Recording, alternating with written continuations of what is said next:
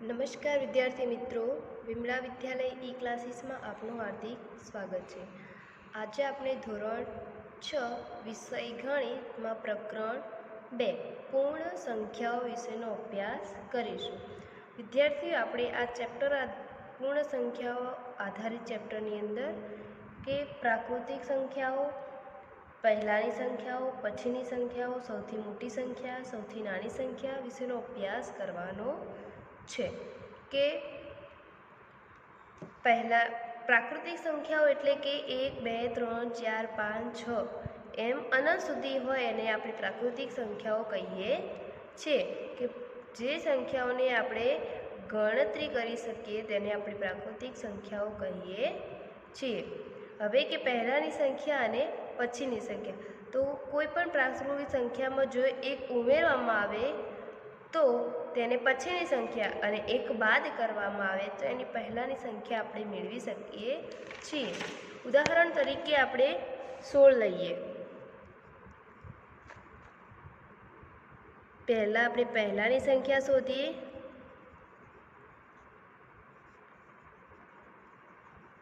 પછીની સંખ્યા, બરાબર। તો કે પહેલાંની સંખ્યા એટલે આપેલ સંખ્યામાંથી એક બાદ કરવાનો। જે આપેલ સંખ્યા છે, ધારો કે 16 છે, એમાંથી એક બાદ કરવાનો એટલે કઈ સંખ્યા થશે? પહેલાંની 16ની પહેલાંની સંખ્યા 15। હવે પછીની એટલે કે જે આપેલ સંખ્યા હોય એ 16 છે તો 16માં એક ઉમેરવાનો, બરાબર, તો 17। તો આ કઈ થઈ? પછીની સંખ્યા। ધારો કે 108 છે તો એની પહેલાંની સંખ્યા શોધવી હોય તો 108માંથી એક બાદ કરવાનું, બરાબર, 107। અને 108ની પછીની સંખ્યા કરવી હોય તો 108માં એક ઉમેરવાનું, બરાબર, એટલે 109 એ પછીની સંખ્યા। આ પહેલાંની સંખ્યા અને આ પછીની સંખ્યા। હવે અહીંયા કેટલાક ઉદાહરણ આપેલા છે, પ્રયત્ન કરો કે નીચે આપેલ સંખ્યાની પહેલાંની અને પછીની સંખ્યા લખો। હવે 1 છે તો 1ની પહેલાંની સંખ્યા, તો 1માંથી 1 જતો રહે એટલે પહેલાંની સંખ્યા કઈ આવશે? 0। અને પછીની સંખ્યા 1 + 1 એટલે 2। અહીંયા આપણે પહેલાંની સંખ્યા અને અહીંયા પછીની સંખ્યા। હવે 1 છે, બરાબર, તો 1માંથી 1 બાદ કરવો એટલે આપણે પહેલાંની સંખ્યા મળે, તો કઈ આવી? 0। 1 છે તો 1ની પછીની સંખ્યા, તો 1માં 1 ઉમેરો એટલે એની પછીની સંખ્યા કઈ આવી? 2। હવે બીજું છે 1997, બરાબર। 19 તમે જાતે કરશો, હું 1997નું કરું છું। અહીંયા છે 1997, બરાબર। તો 1997માં થી એક બાદ કરીશું તો આપણને પહેલાંની સંખ્યા મળશે, બરાબર। 196 એ પહેલાંની સંખ્યા। હવે પછીની સંખ્યા કરીએ તો 1997 + 1 એટલે કઈ થશે? પછીની સંખ્યા। 1997 પછીની સંખ્યા આવશે 1998, બરાબર। અહીંયા તમને કેટલાક ઉદાહરણ આપેલા છે જે તમારે જાતે કરવાના છે। હવે છે કઈ પ્રાકૃતિક સંખ્યા પાસે તેના પહેલાં આવતી સંખ્યા નથી? એવી કઈ સંખ્યા પ્રાકૃતિક સંખ્યા છે કે તેની પહેલાં આવતી સંખ્યા નથી? તો કઈ હોય? કે સૌથી નાની પ્રાકૃતિક સંખ્યા 1 એ એવી સંખ્યા છે કે જેની પહેલાં કોઈ પણ પ્રાકૃતિક સંખ્યા આવતી નથી, તો કઈ આવશે? 1। યાદ રાખજો, જે તમને પરીક્ષામાં પૂછાઈ શકે છે કે કઈ પ્રાકૃતિક સંખ્યા છે કે તેના પાસે પહેલાં આવતી સંખ્યા જ નથી? તો 1 એક એવી સંખ્યા છે કે તેના આગળ કોઈ પણ એક પહેલાંની સંખ્યા આવતી નથી, બરાબર। હવે છે કઈ પ્રાકૃતિક સંખ્યા પાસે તેના પછીની સંખ્યા નથી? તે સૌથી છેલ્લી આવતી પ્રાકૃતિક સંખ્યા છે। તો વિદ્યાર્થી મિત્રો, કોઈ પણ પ્રાકૃતિક સંખ્યા એવી નથી કે જેની પછીની પણ સંખ્યા ન હોય। છેલ્લી પ્રાકૃતિક સંખ્યા નથી, કારણ કે પ્રાકૃતિક સંખ્યાઓ અનંત અને અસંખ્ય હોય છે. કે પ્રાકૃતિક સંખ્યાઓ એકથી શરૂ કરીને છેક અનંત સુધી કે એવી કોઈ સંખ્યા નથી કે જે પછીની સંખ્યા આવતી ન હોય. બધાને જ આવે જ, કેમ કે સંખ્યા કેટલા સુધી હોય છે? અનંત સુધી હોય છે.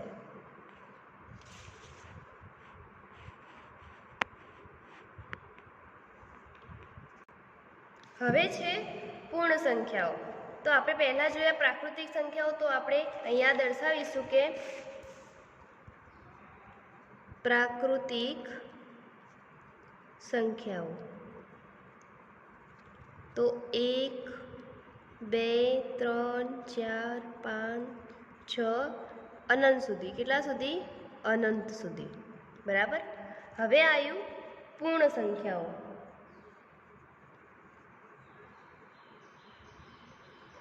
તો પ્રાકૃતિક અને પૂર્ણ. હવે આપણે પૂર્ણ સંખ્યાઓ, તો 0 અને બધી જ પ્રાકૃતિક સંખ્યાઓ મળીને પૂર્ણ સંખ્યા બને. પ્રાકૃતિકમાં 1થી ચાલુ થાય, જ્યારે પૂર્ણ સંખ્યામાં 0થી લઈને અનંત સુધી. આ યાદ રાખજો કે પ્રાકૃતિક સંખ્યાઓમાં 1થી અનંત, જ્યારે પૂર્ણ સંખ્યામાં 0 અને બધી જ પ્રાકૃતિક સંખ્યાઓ. કે સૌથી પહેલી અને સૌથી નાની પૂર્ણ સંખ્યા કઈ હોય? તો સૌથી પહેલી અને સૌથી નાની તો 0, અને પૂર્ણ સંખ્યાઓ એ અનંત એટલે કે અસંખ્ય સંખ્યા હોય છે, જેથી તેની સૌથી મોટી સંખ્યા હોતી નથી. પૂર્ણ સંખ્યાઓના સમૂહને W વડે દર્શાવવામાં આવે છે. પૂર્ણ સંખ્યાઓનો સંકેત કયો? તો W. બરાબર. જ્યારે પ્રાકૃતિક સંખ્યાનો N. આ યાદ રાખજો કે N એટલે પ્રાકૃતિક સંખ્યાઓ અને W એટલે પૂર્ણ સંખ્યાઓ. બરાબર.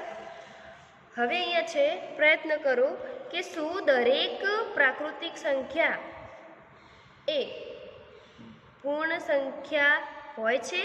બધી જ પ્રાકૃતિક સંખ્યાઓ એ પૂર્ણ સંખ્યા હોય છે. જેનો મતલબ શું થાય? કે બધી જ પ્રાકૃતિક સંખ્યાઓ એ પૂર્ણ સંખ્યા હોય છે. તો હા, કે પૂર્ણ સંખ્યાઓમાં 0 અને બધી જ પ્રાકૃતિક સંખ્યાઓ હોય છે. કે શું દરેક પૂર્ણ સંખ્યા પ્રાકૃતિક સંખ્યા હોય છે? આનો મતલબ એવો કે દરેક પૂર્ણ સંખ્યાઓ જે છે એ બધી જ પ્રાકૃતિક સંખ્યાઓ છે? તો ના. કેમ? કે 0 એ પૂર્ણ સંખ્યા છે પણ પ્રાકૃતિક સંખ્યા નથી. એનું કારણ શું? કે 0 એ પૂર્ણ સંખ્યા છે પણ પ્રાકૃતિક સંખ્યા નથી.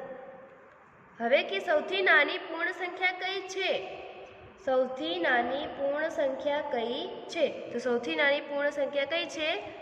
0. અને સૌથી મોટી પૂર્ણ સંખ્યા કઈ છે? તો સૌથી મોટી પૂર્ણ સંખ્યા કોઈ નથી. શું આવશે? સૌથી મોટી પૂર્ણ સંખ્યા કોઈ નથી. કારણ કે દરેક પૂર્ણ સંખ્યાની પછીની એક સંખ્યા મળે જ છે, અને પૂર્ણ સંખ્યાઓ એ અનંત સુધી હોય છે. હવે અહીંયા તમને દર્શાવ્યું છે સંખ્યા રેખા. કે આપણે સંખ્યા રેખા પર કઈ રીતે દર્શાવીએ છીએ? કે અલગ અલગ બિંદુને આપણે 1 સેમીના અંતર વડે આપણે સંખ્યા રેખા પર દર્શાવતા હોઈએ છીએ.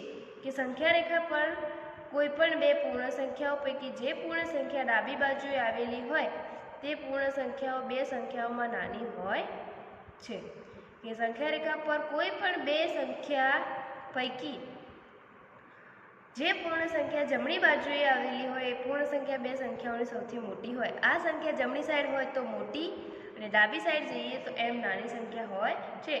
0 એ નાનામાં નાની પૂર્ણ સંખ્યા હોવાથી સંખ્યા રેખા પર શૂન્યની ડાબી બાજુએ આવેલી પૂર્ણ સંખ્યા નથી. આ સંખ્યા બધી જે હોય એ પૂર્ણ સંખ્યાઓ નથી. મતલબ કે 0ની ડાબી બાજુએ કઈ સંખ્યાઓ હોય? તો ઋણ સંખ્યાઓ. કઈ હોય? ઋણ. આપણે અહીંયા સંખ્યા રેખા દોરી અને સમજીએ. તો વિદ્યાર્થી મિત્રો, 0ની જમણી બાજુ એટલે કઈ આવે? બધી ધન સંખ્યા. કઈ આવે?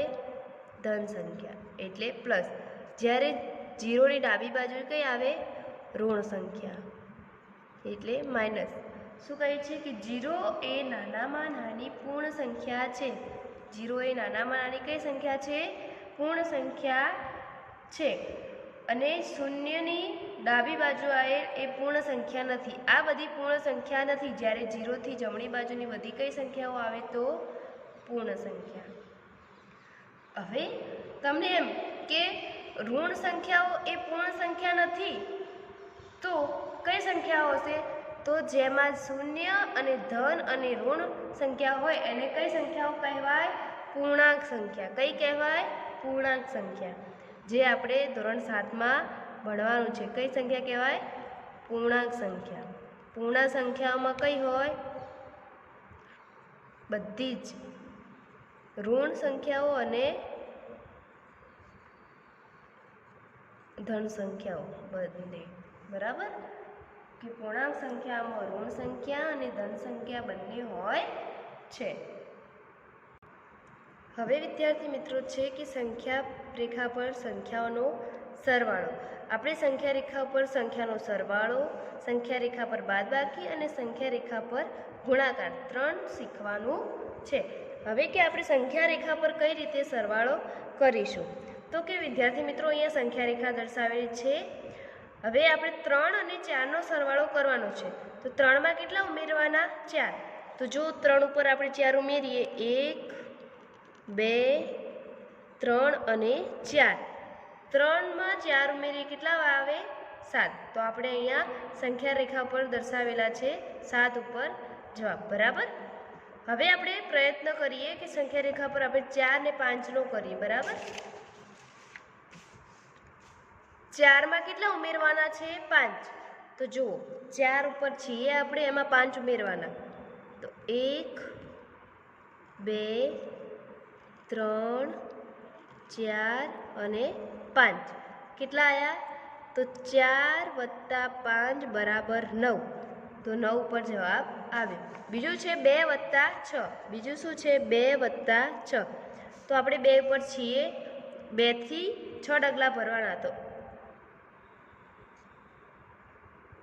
1 2 3 4 5 અને 6. શેના પર આવ્યા? 8. 2 + 6 બરાબર કેટલા થાય? 8. આ રીતે આપણે સંખ્યા રેખા પર સરવાળો કરવાનો છે. બરાબર? હવે છે સંખ્યા રેખા પર બાદબાકી. હવે કે કઈ રીતે? તો જો 7. 7માંથી 5 બાદ કરવાના. તો એ જ રીતે જે સંખ્યા આપેલી હોય એમાંથી આપણે બાદ કરવાનું. જો 7 ઉપર છીએ આપણે, એમાંથી 5 બાદ કરીએ તો 1 2 3 4 અને 5. તો 7માંથી 5 જાય તો કેટલા વધે? 2. બરાબર? હવે આપણે સંખ્યા રેખા પર આ પ્રયત્ન કરીએ કે 8માંથી 3 બાદ કરીએ. બરાબર? હવે આપણે 8 ઉપર છીએ, 8માંથી 3 બાદ કરવાના. 1 2 અને 3. તો 1. 8માંથી 3 બાદ કરીએ તો જવાબ શું આવશે? 5. બીજું લઈએ, 9માંથી 6 બાદ કરીએ.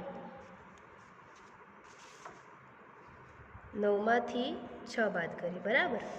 તો હવે આપણે 9 પર છીએ. બરાબર? 9માંથી 6 બાદ કરીએ તો 1 2 3 4 5 અને 6. કેટલો જવાબ આવશે? 9માંથી 6 જાય તો 3. તો આપણે 3 ઉપર દર્શાવ્યા. હવે છે ગુણાકાર, કે સંખ્યા રેખા પર ગુણાકાર. તો કઈ રીતે? જુઓ 3 × 4. બરાબર? 3 × 4. તો આપણે 0થી જ ચાલુ કરવાનું કે 1 2 અને 3. 1 2 અને 3. 3 ને કેટલી વખત? 4 વખત. 3 સેમી 4 વખત. ફરી 1 2 3 એટલે 2 વખત. 1 2 3 3 વખત ને 1 2 3 કેટલી વખત? 4 વખત થઈ હતું. તો 3 × 4 કેટલા થશે? 12. હવે આપણે પ્રયત્ન કરીએ, એમાં છે 2 × 6. શું આપેલું છે? 2 × 6. તો આપણે 2 × 6નો કઈ રીતે ગુણાકાર કરીશું? તો જે સંખ્યા પહેલી હોય એટલા આપણે કદમ લેવાના. તો આમાં 2, 0થી આ 1, આ બીજું, કેટલી વખત જવાનું? 6 વખત. ત્રીજું, ચોથું, પાંચમું, છઠ્ઠું. તો 2 ગુણ્યા 6 કેટલા થશે? 12। વિદ્યાર્થી મિત્રો, તમારે બીજા જે પ્રયત્ન કરવાના છે એ તમારે આપણે જાતે કરવાનું રહેશે, બરાબર?